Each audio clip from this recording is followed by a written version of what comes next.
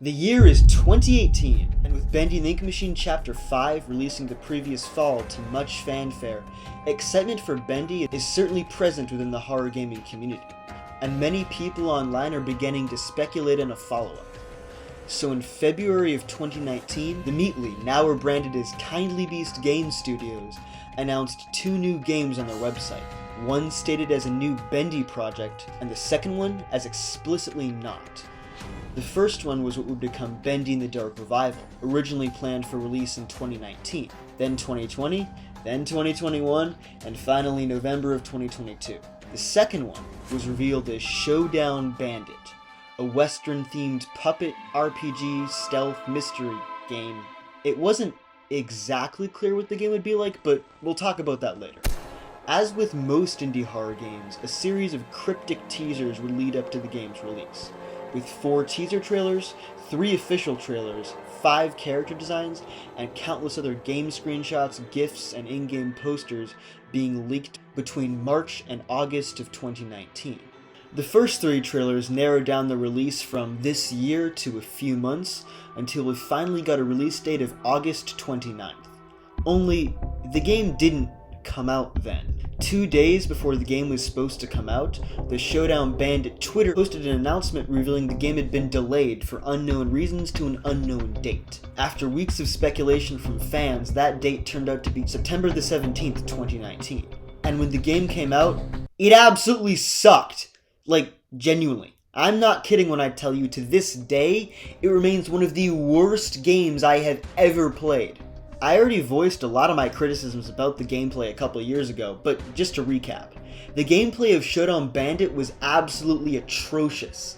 As I said, when the game first released, every aspect of it was tedious, painful, and boring. The controls of the game were probably the biggest issue, stemming from the main character Bandit's inability to sprint, and the game's absolutely broken combat.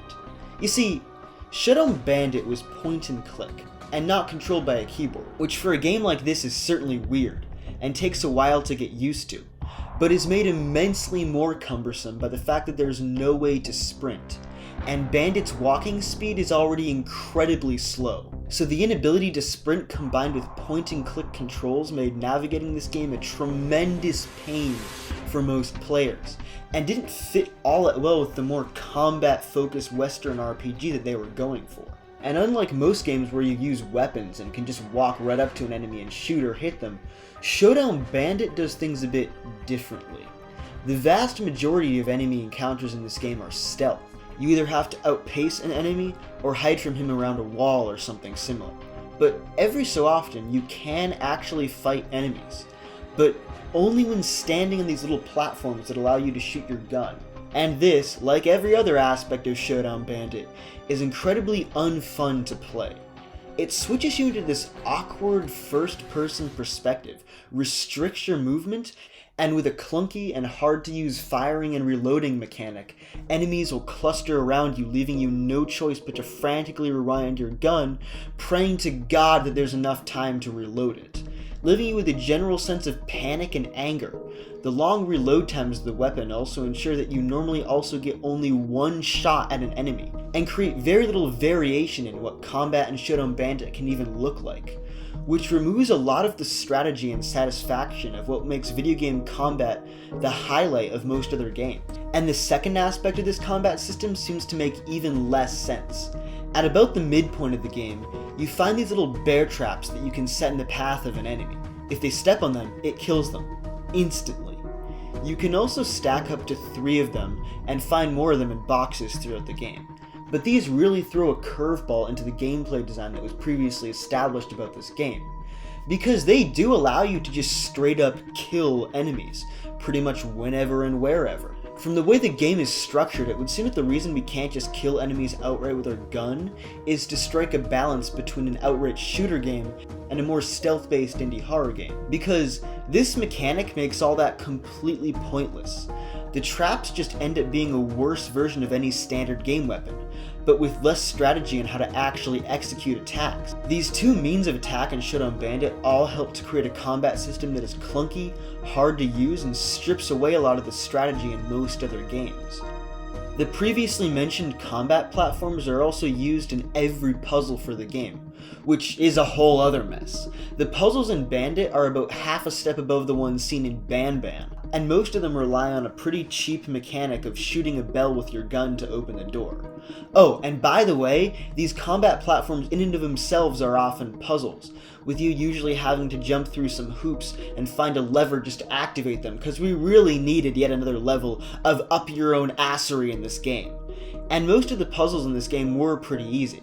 A few times the bell was kind of hard to find, but most of the time it was just hit the bell, open the door, and move on.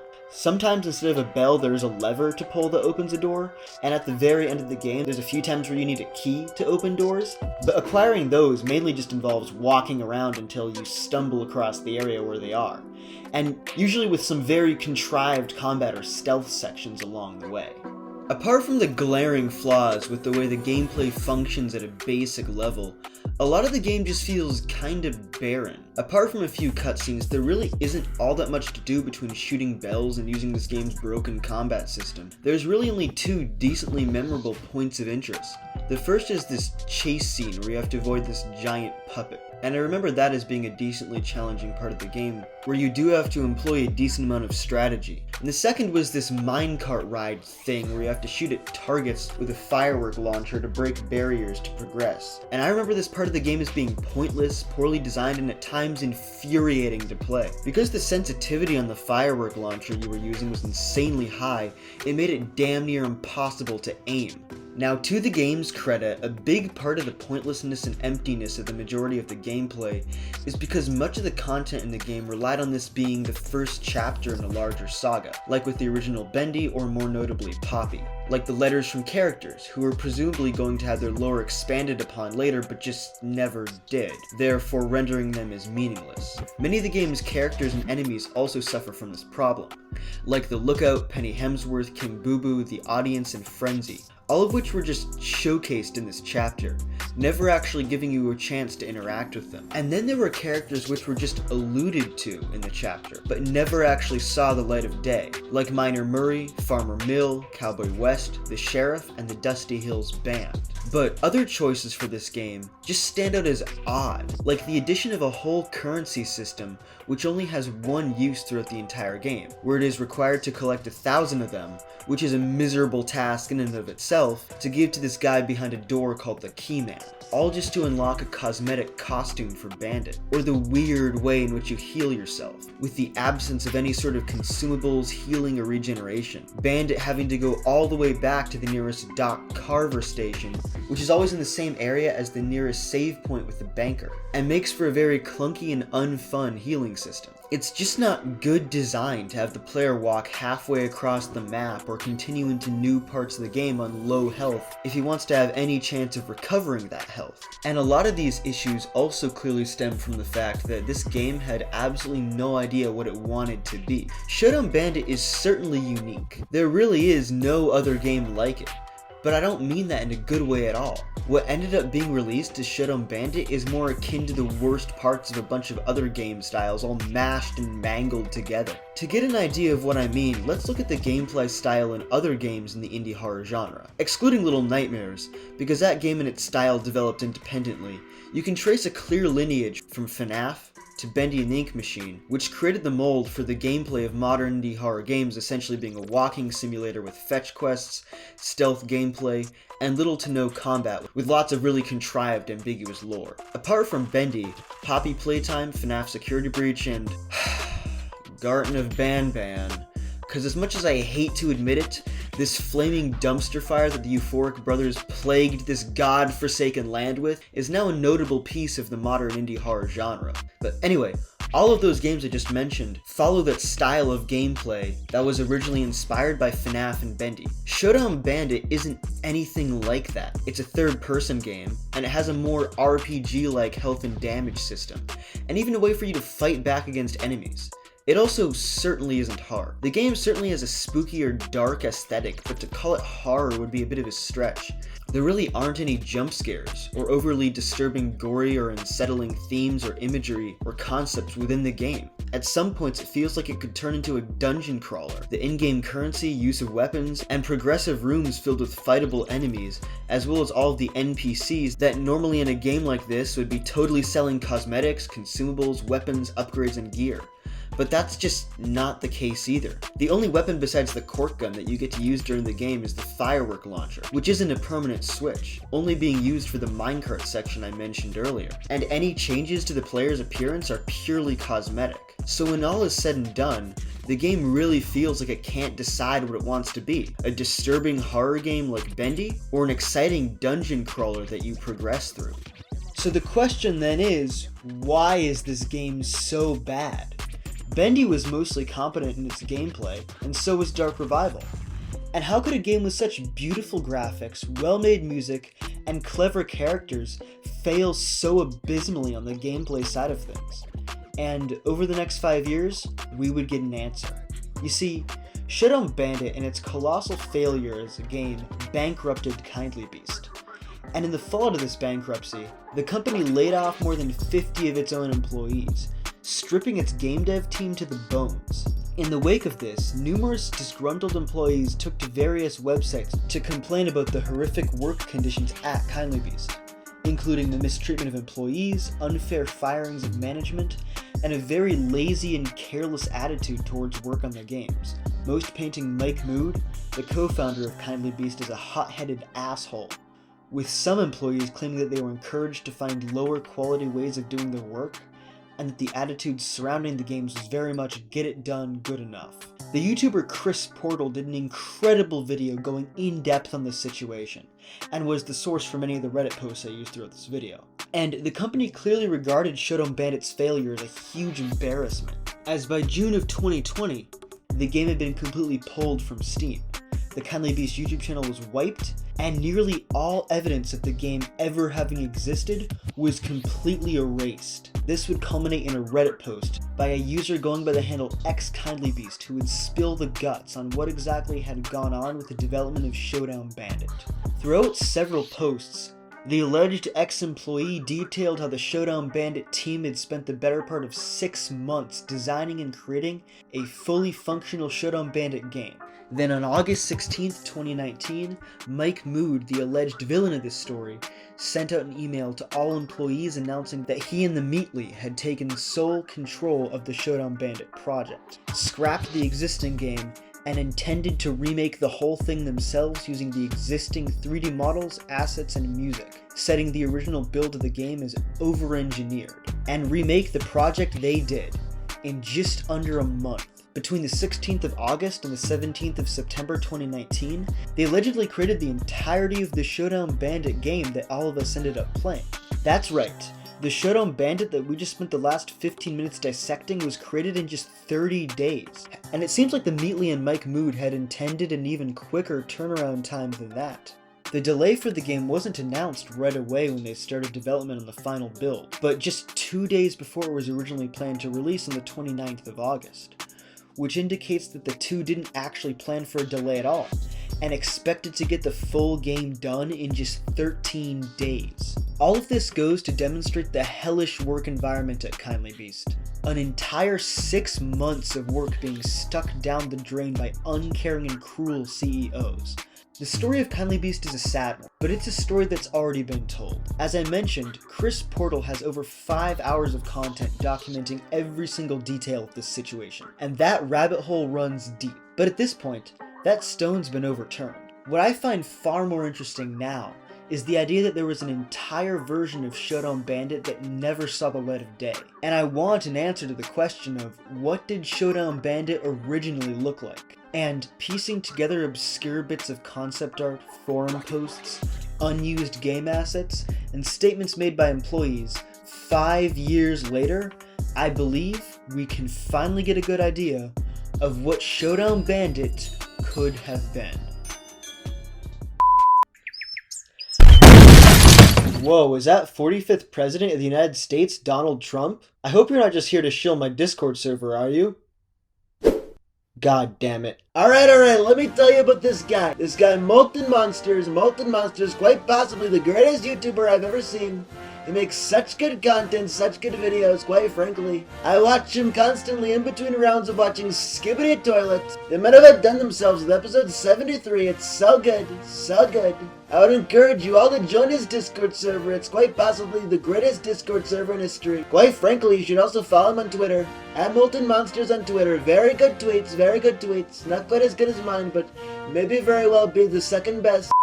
As I was researching for this video, poring over obscure wiki pages, Reddit posts, and videos examining the game files, I was genuinely struck by the sheer volume of unused content there is for this game.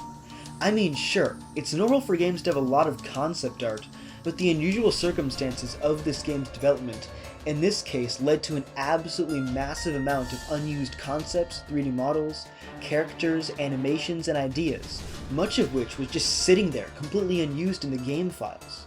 The account ExKindlyBeast, on top of being one of the main sources for information about the unfortunate circumstances at the company, is also essentially the only person who has ever put into writing what the original build of Showdown Bandit was like. In one of these posts, ExKindlyBeast describes the original map of the game, saying that the build had more than 90 rooms. Compare this to the released version of Bandit with its 64 rooms, means that just in terms of the size of the map, the game was cut by nearly a third. And from the post, it sounds like each room was much more elaborate and filled with content than the one we got, with a more structured and complex map. The post talks about each room having a driving element, which we can guess is likely referring to some sort of puzzle or challenge. Probably a lot more thought out than the simple bells and levers in the finished game, as well as the chapter itself being split into 3 acts. Each act would have its own design and map, and be split into 3 different zones, and each zone would be made up out of several different rooms.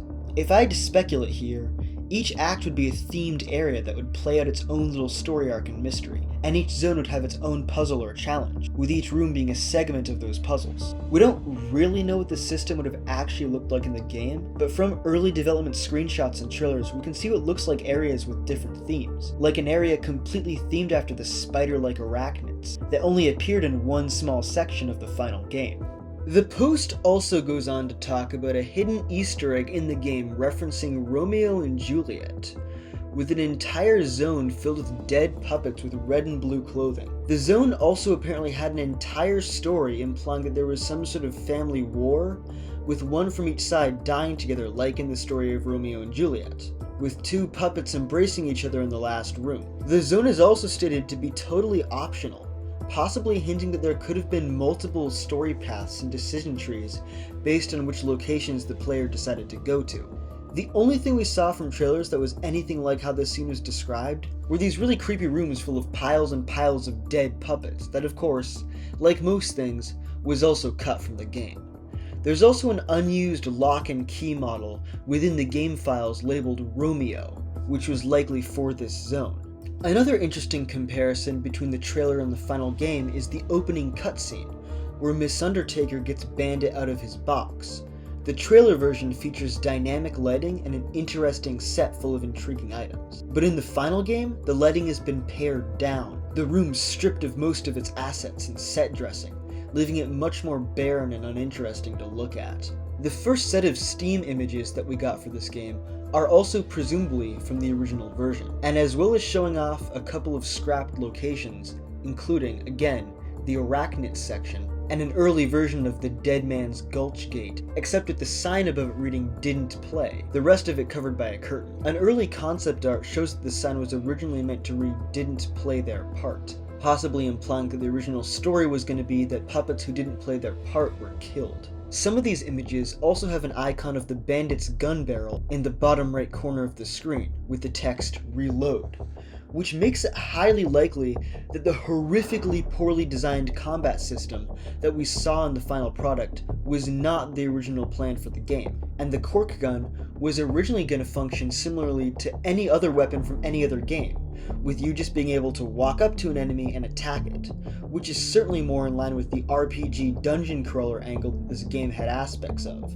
Examining another one of ExKindlyBeast's posts shows that the original build went fully in that direction. This post talks about how the game had a variety of different weapons, a crafting system, and even a whole other dimension known as the Mirror World, or Ghost Dimension, that you could use supernatural powers in. He also mentioned something called Last Shot Mode, where you can fire back at an enemy to shoot it away. As vague as that sounds, my guess is this would have originally been the only scenario where the first-person combat that is littered through the final build of Showdown Bandit would have been used, and is in all likeliness what we are seeing at the very end of the Showdown Bandit trailer.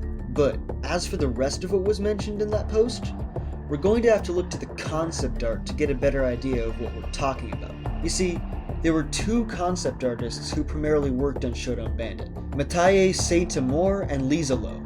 Lisa Lowe primarily did environments and concept design with some character design, and Mathieu Saint-Amour primarily did character design with some environment concepts. He also did this really sick portrait of Trump.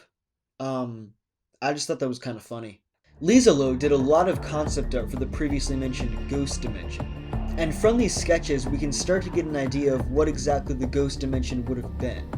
The art shows a cold blue version of the stage. Bandit is standing off to the left. Around him are dead puppets, weapons, and broken TVs and stage lights. In front of him are the audience members from the ending of the released version. What role these guys were originally supposed to play in the game, whether they were always these omnipotent audience members or just supposed to be characters that resided in the ghost realm, I have no idea. And frankly, I really don't care. There's been like 4 or 5 times while writing this script where I've slipped into speculating on the possible lore of this game, and I've always stopped myself because it really doesn't matter. These audience guys could have been revealed to be Jeffrey Epstein at the end of the game, and it wouldn't change a goddamn thing. Mike Mood and the Meatly clearly didn't give enough of a shit about their own game's lore not to cynically butcher it in 3.5 weeks. So why should I? Anyways, apart from the environments, there's also some decent documentation of the enemies and props that would have appeared in this zone. Lieselot's art shows a ton of variations of the dead stringless puppets leaking some smoky blue substance that's likely either their souls or this universe's equivalent of ectoplasm. There's also some concepts of what are called ghost mold, hinting towards the idea that ghosts in this universe are some sort of fungal infection that can possess and reanimate dead puppets, Last of Us style.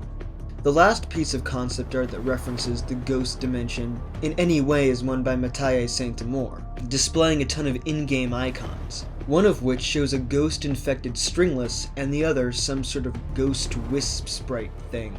The other sprites in this image are interesting too, like a bear trap icon, as well as a reload icon for both the Whamtor and the cork gun, confirming that the Whamtor was going to be a fully fledged weapon in the game. We also have some icons for what would have presumably been like status effects for the puppets, like poison and stun, as well as some icons for the spool, which may have been related to Penny Hemsworth, the bag, which we know is tied to Doc Carver, and the vault, which was probably linked to the banker. Then there are these lock and keys, which according to the game files are named Rust, Silver, Skeleton, Romeo, Wood, and Toy. We know that the Silver key was used to enter the Happy Mines, and the Rust and Skeleton key used to get to the stage at the end of the game. Apart from the Romeo key, the rest are unknown. Perhaps some of them would have acted as barriers between the 3 acts of the chapter. Who knows? The other main thing mentioned in the Reddit post was this game's plan to have multiple weapons. And there is also pretty extensive concept art detailing exactly that.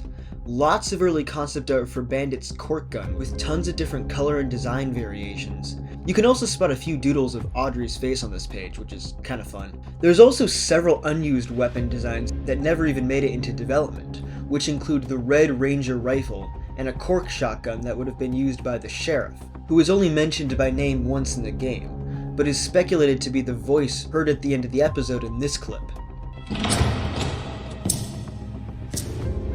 Look who it is. You bandits come and go, and nobody blinks of one eye.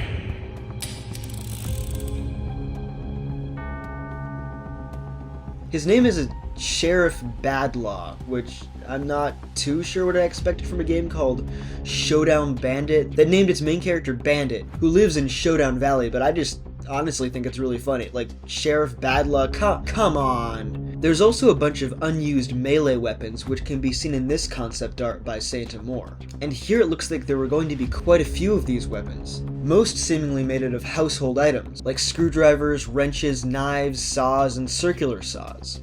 Probably the most interesting stuff out of all the unused content is the unused character concepts. And pretty much all of these would have been really cool to see in the game, so it's a genuine shame that they were scrapped. The two most fleshed out ones here are the Outlaw, who looks relatively similar to Bandit, except with a darker color palette, more threatening face, vest of bullets on his coat, and an eye patch. We can also see variations of him from earlier on with a cowboy hat, hood, trenchcoat, vest, and different colors of bandana. Although he is never mentioned by name in the game, many people have speculated that the Outlaw remix of the main Showdown Bandit theme that was released after the game came out was his theme song. And boy, that would have been cool, because this song may actually be one of the toughest game soundtracks ever.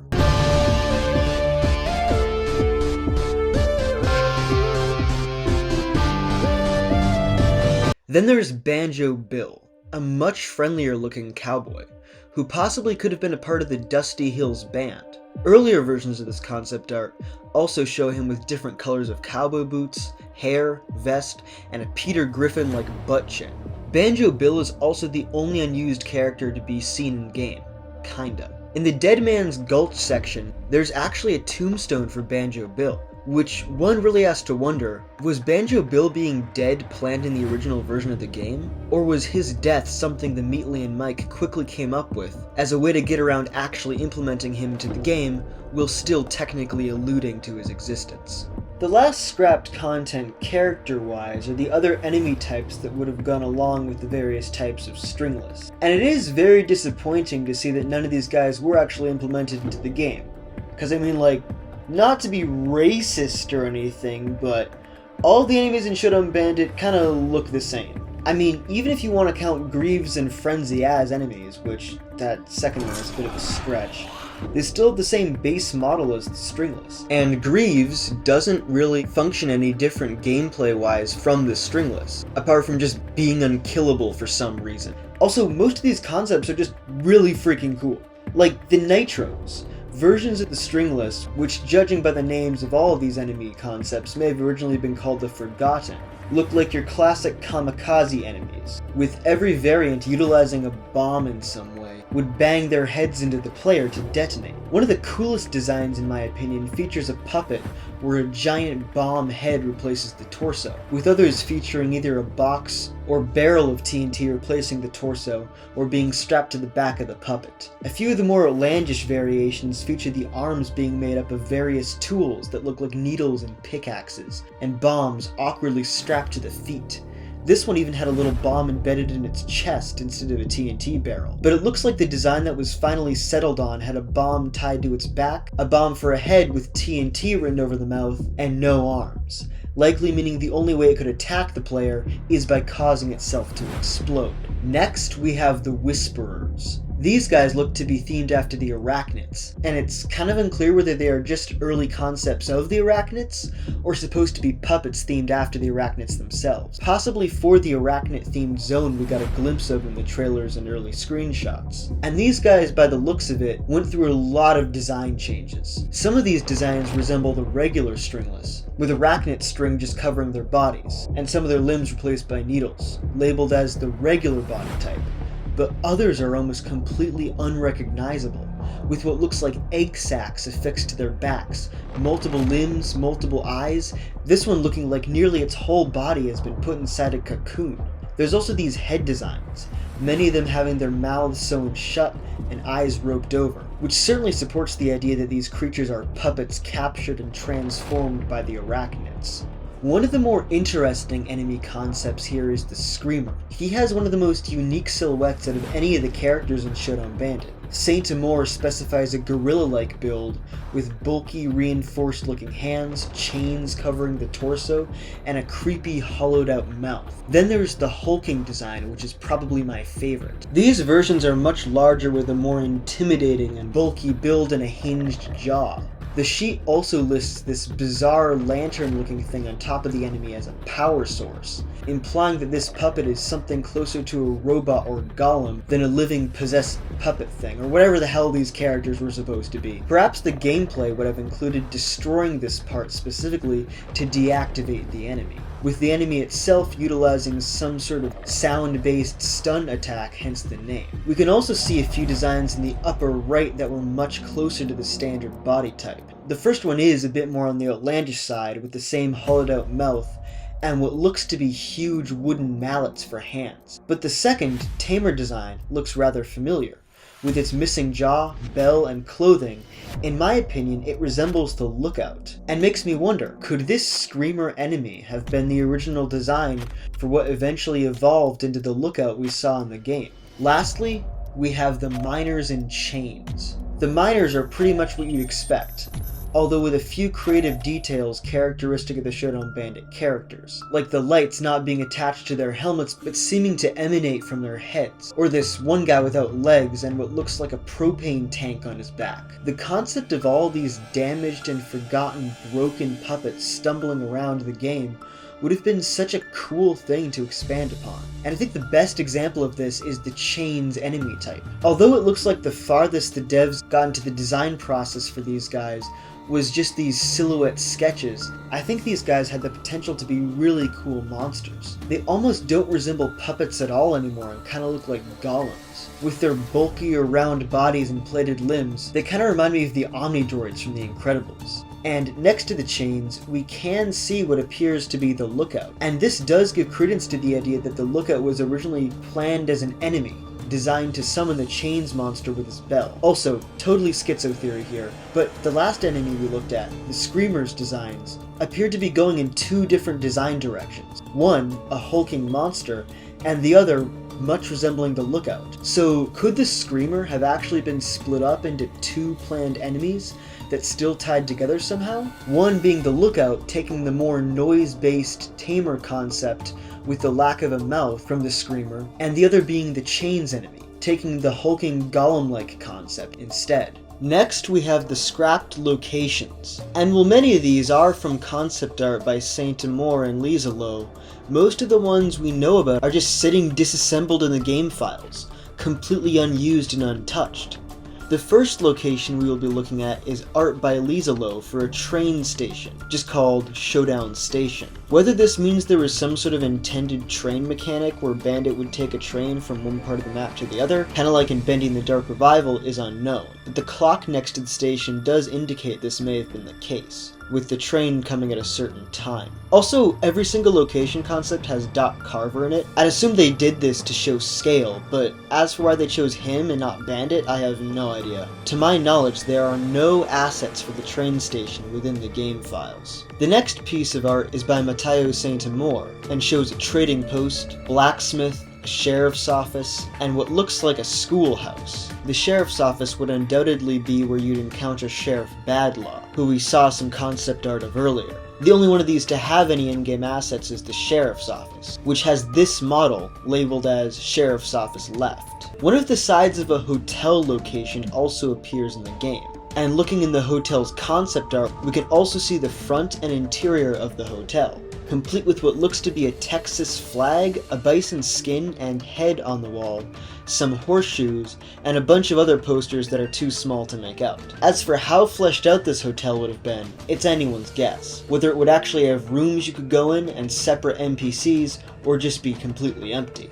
Now, one of the biggest differences between what Showdown Bandit could have been and what it was are the roles of the NPCs. Doc Carver, the banker, and even Penny Hemsworth all originally had in-game stores to buy items from. These characters also had tons of unused animations that related back to their expanded roles as NPCs. All three have animations of them walking and interacting with objects, which means that these characters were originally planned to be a lot more than just glorified save and heal buttons standing in a box, possibly accompanying Bandit in parts of the game. Also, side note, there is unused animations for Bandit, like a looting animation for collecting items that would have been presumably dropped by enemies. And, ladies and gentlemen, I am pleased to report there was in fact a sprinting animation.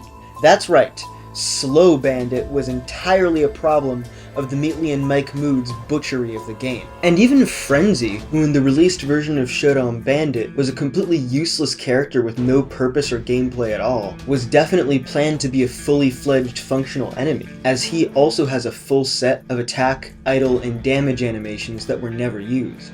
In terms of what these characters and locations were actually like, out of all the ones we've talked about, the locations belonging to each NPC probably remain the most intact. Starting with the banker's location, there's concept art detailing the front, sides, and inside of the bank, as well as those same drawings existing as 3D assets within the game files, along with a bank vault texture and an interior wall texture, which looks very similar to the front of the banker's kiosk in-game. It is unclear what role the bank would have played besides saving the game, if even that, but it may have been a store of some kind. We know quite a bit more about Doc Carver's clinic, though. Although we can only see the interior of it in the concept art, showcasing skeletal puppets hanging on IV hooks, room divider curtains, a bookshelf and table full of saws, hammers, and a sewing machine, presumably for fixing puppets, and a lot of these items actually do exist in the game files, like the front and sides of the clinic, the room divider curtains, the IV stands,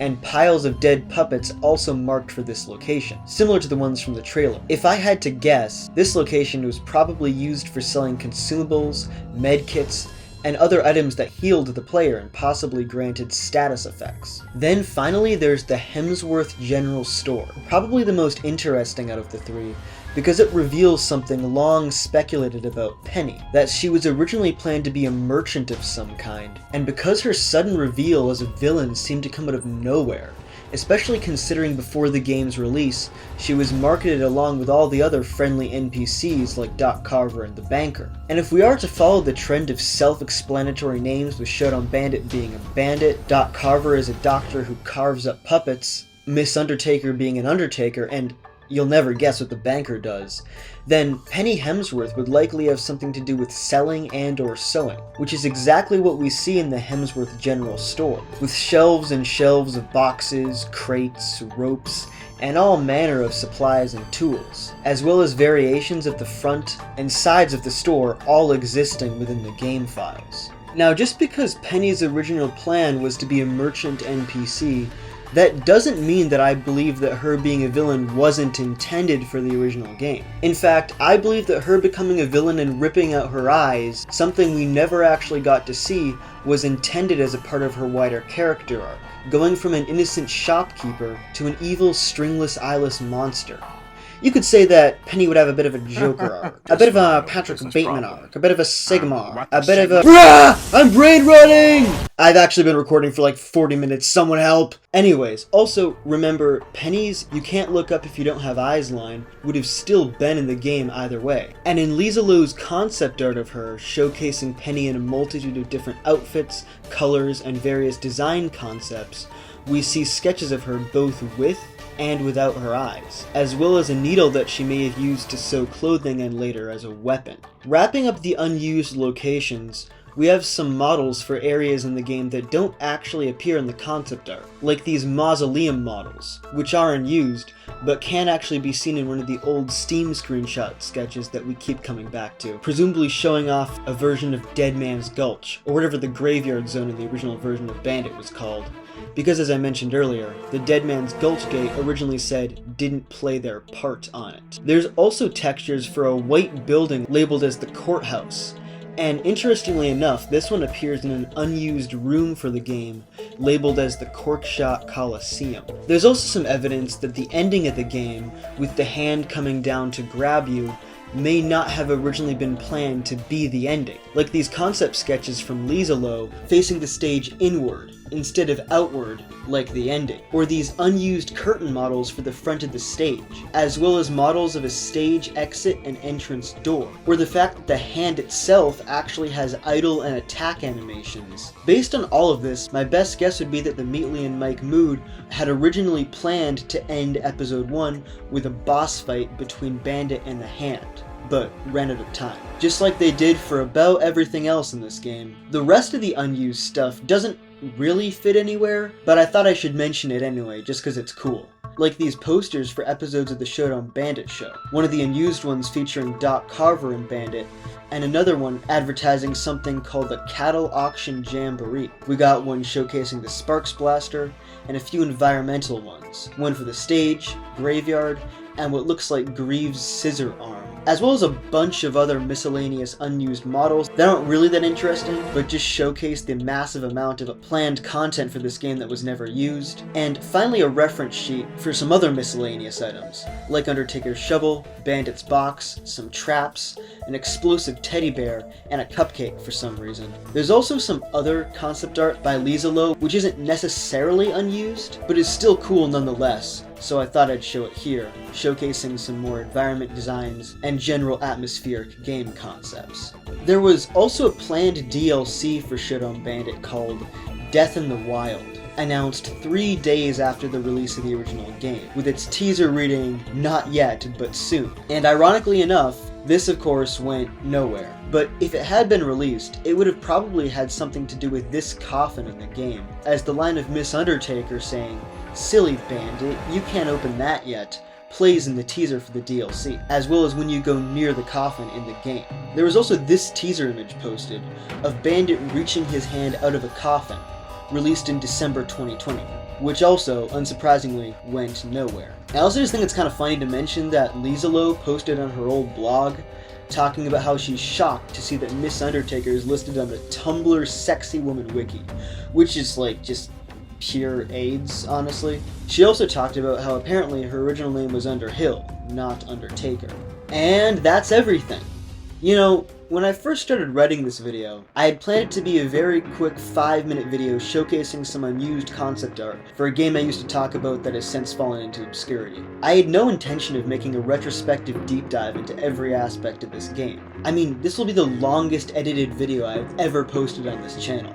As I dug deeper, I uncovered this really quite tragic story. I mean, the most ironic part of all of this is that every single criticism I listed at the beginning of this video about this game, every single one was non-existent in the original version of the game. Bandit being slow and lacking a sprint, the broken and nonsensical combat system, the overly simplistic puzzles, the lack of content, the samey, boring enemy designs, and the lack of overall direction and gameplay style. All of these problems could have been totally and completely avoided if the Meatley and Mike Mood hadn't butchered and twisted this game into a joke of its former self. For what, exactly? It's hard to fathom what made these games' creators look at the 6 months of work the KindlyBeast team had done and make them want to throw it all away. ExKindlyBeast talked about them saying the game was over-engineered. And based on that, my best guess would have been that they saw the more classically RPG-like gameplay and got afraid it wouldn't appeal to their audience, who was used to the simplistic, more story-based gameplay of Bendy and other indie horror titles like it. They were afraid to take a risk, worrying what their team had created would fail. But from everything we've gone over in this video, it looks like the original version of Showdown Bandit was a genuinely creative, well-made, and interesting game, with elements of story and design that were unique, and unique in a good way. And I honestly think that if they had just trusted their team and released the original version of Showdown Bandit, it would have probably been a huge success. And with the replayability and fun gameplay that games like that often have, it might have even eventually eclipsed the long-term popularity of Bendy. But in the end, their fear of this game failing was the very thing that caused it to be a failure. And they cynically released the game after just 3 weeks of development just so they could keep their merch deals. They quite literally let their own greed and fear ruin this game, and in doing so, prevented the world from ever knowing what Showdown Bandit could have been. Wait! Before I go, very quickly, there are a few shoutouts I gotta give. First off, the Bandit fan on YouTube channel has been absolutely instrumental in making this video. This guy is actually such a Chad. The amount of work he has done in compiling information about this game that essentially nobody cares about is truly impressive. Like, a significant chunk of the information I used in this video, unused locations and scrapped content within the game files themselves, I sourced from his videos. Second, I want to give a shout out to this Russian guy, NessieAWA97. About halfway through editing this video, I discovered that this guy had also done a video on Showdown Bandit nearly identical to mine, but going significantly more in depth than even my video, being nearly 4 times the runtime of this video. Although, I do warn you, to my English-speaking audience, which is probably most of you, the video is entirely in Russian, so if you do go decide to check his stuff out, be prepared to read a lot of subtitles. I've linked both Bandit Fanon and Nessie in the description, and I would strongly recommend showing them some support. I have also linked my full source document for this video. Most of the concept art and whatnot I got from the deleted content page on the Showdown Bandit wiki, which eventually led me to Lizalo's website, as none of her concept art is on the wiki for some reason. Someone should fix that, but I doubt anyone will, because no one cares about this game. Although a revival of Bandit is very unlikely, as the team that made it no longer works for them neatly, and let's be honest here, Bendy projects are far more profitable, hence why we are getting 3 new ones over the next couple of years. I do hope that eventually the people who used to work for KindlyBeast leak something, whether it's more concept art, more descriptions of the original build of the game, or even some gameplay footage, and more concrete documentation of that nature. Because it really is quite sad that we'll never get to see the original version of this game, likely bound up in NDAs and trademark deals, and that Showdown Bandit, both the version we played and the version we never did, have just vanished. Well, we made it through. That was, quite the journey. Shortest power cynical video, am I right? Also, check this out. I'm wearing the shirt. I got the drip and everything. Wait, actually. Dude, actually check this out. This is like a real video essay now. I got a costume and everything. But yeah, actually, thank you so much for watching if you actually made it to the end, which is going to be like 5 of you, let's be honest here. But that's pretty much all I have to say. I don't have anything else to say. I just yapped for like 45 minutes. It was crazy. So make sure to like, comment, subscribe to boost all the engagement and watch time and other stuff that I pretend not to care about. And goodbye. I will see you in the next video. Oh, and make sure to join the Discord and follow the Twitter.